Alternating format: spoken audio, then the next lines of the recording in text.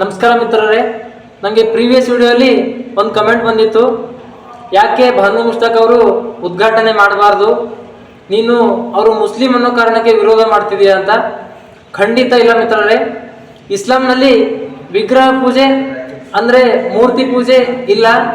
ಹಾಗಂದ ಮೇಲೆ ನಮ್ಮ ಭುವನೇಶ್ವರಿ ತಾಯಿಯನ್ನು ನಾವು ವಿಗ್ರಹ ರೂಪವನ್ನು ಕೊಟ್ಟಿದ್ದೀವಿ ಮತ್ತು ಕೊಟ್ಟು ನನ್ನನ್ನು ದೂರವಿಟ್ಟಿರಿ ಅಂತ ಸ್ವತಃ ಭಾನು ಮುಷ್ತಾಕ್ ಅವರೇ ಹೇಳಿದ್ದಾರೆ. ಹಾಗಂದ ಮೇಲೆ ಇವರು ಯಾಕೆ ಉದ್ಘಾಟನೆ ಮಾಡಬೇಕು?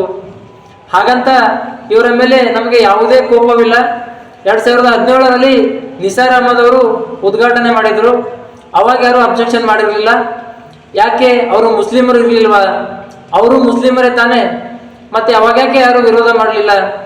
ಅವರು ಸರ್ವಧರ್ಮ ಪ್ರಿಯರು. ಅವರು ಭುವನೇಶ್ವರ ತಾಯಿಯನ್ನ ಕನ್ನಡ ತಾಯಿ ಅಂತ ನೋಡಿದರು ಹೊರತು ಒಬ್ಬ ಮುಸ್ಲಿಮನಾಗಿ ಭಾನು ಮುಷ್ತಾಕ್ ಅವರ ತರ ವಿಗ್ರಹ ರೂಪದಲ್ಲಿ ನೋಡಲಿಲ್ಲ. ನಮ್ಮ ಕನ್ನಡ ಧ್ವಜವನ್ನು ಅರಿಶಿಣ ಕುಂಕುಮ ಮಾಡಿದರು ಅಂತ ಹೇಳಿಲ್ಲ. ನಮ್ಮ ಕನ್ನಡ ಧ್ವಜವನ್ನು ಕನ್ನಡ ನಾಡಿನ ಧ್ವಜ ಅಂತ ನೋಡಿದರು.